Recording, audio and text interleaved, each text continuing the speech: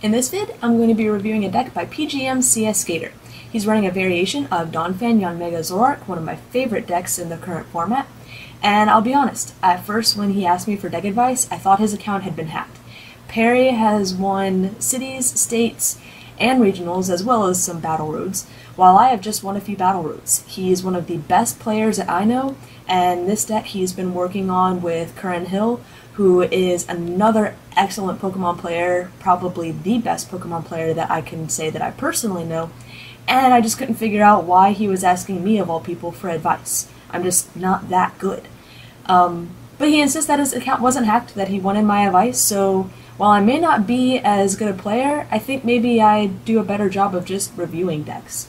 Go figure, but I'm decent anyways, and let's go ahead and take a look at the deck because he's got some really interesting things going on in it. Some are really predictable, but one completely threw me off, so some really interesting deck lists that I think it'd just be fun to share.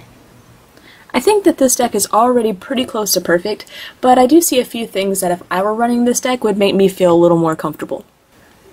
You run the perfect starting line of one Manaphy and one Tyrogue, one to get the donk, and another to help you get set up.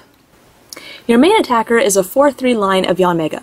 Yanmega is great because it can linear attack any babies on the bench, or Sonic Boom for a complete 70 without being affected by weakness or resistance, and doesn't need any energy to do so as long as your hand size is the same as your opponent.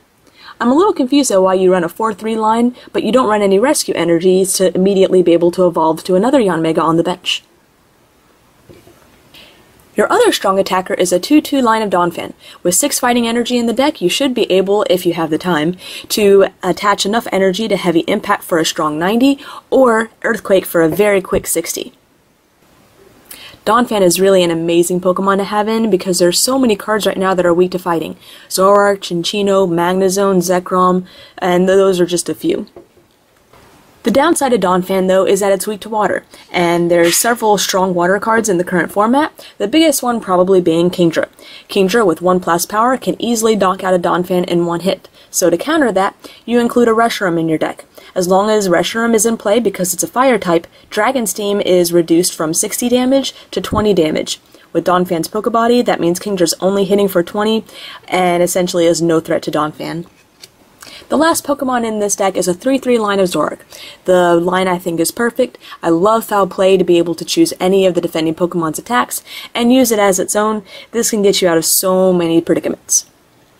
Your energy line is perfect. 4 DCE to be able to utilize on that Zoroark, 6 fighting energy for the Donphan, and hopefully you'll be able to copy your opponent's hand enough that you won't need any energy with Yanmega.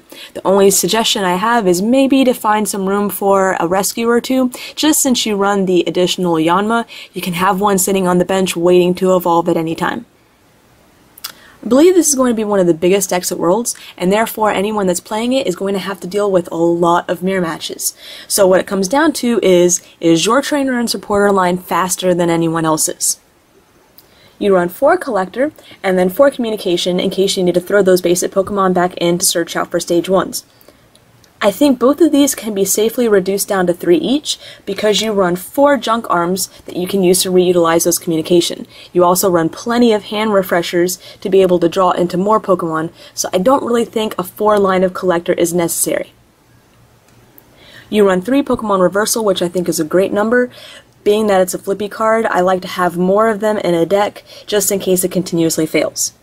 You run 2 Switch, but I might consider just dropping that down to 1. If Donphan gets dragged up, you can still use 1 Switch to get him out of the active position, and since you're only running 1 baby Pokemon that could potentially be asleep, you wouldn't need as many Switch as you would if you ran more Cleffa. I would throw in 1 Flower Shop, because with the 2-2 line of Donphan, there's a really good chance that part of that line is going to be prized.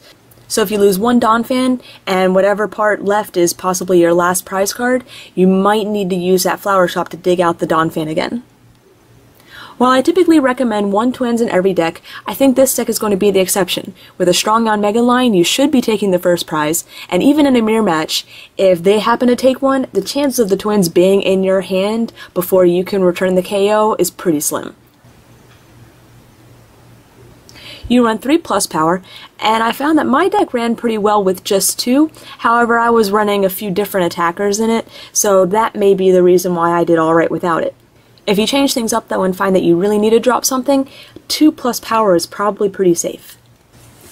Your last trainer really took me by surprise. A single potion. I would expect to see this maybe in a Steelix type deck or something else that really requires a lot of healing, but I definitely didn't expect it in this deck. But at the same time, I can see where it would help in the mirror match. Forcing your opponent to do 30 more could really make the game. Since you run Junk Arm, being able to also reuse Potion can be huge. So while I initially thought that this card could easily be dropped, now I'm not so sure. My suggestions up until now have just been a few options to run in case you're finding that it's not running the way that you like, but my next suggestions I think are a little better.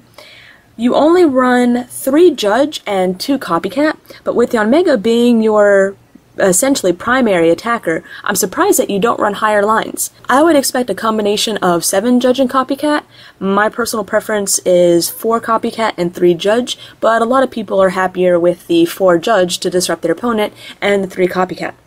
You also run 2 Juniper, which I personally feel better just running 1. I find that when I run 2, I'm typically throwing away something extremely important, but with a little extra luck, 2 might just work out perfect for you.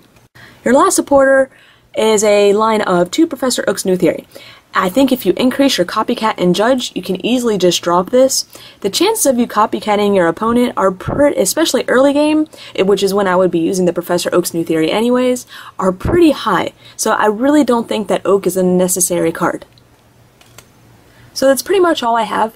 This is already an extremely well-built deck, and at this point I'm just trying to think of some different ways to change it up, as I figure you must be having some sort of problems if you're coming to me for advice.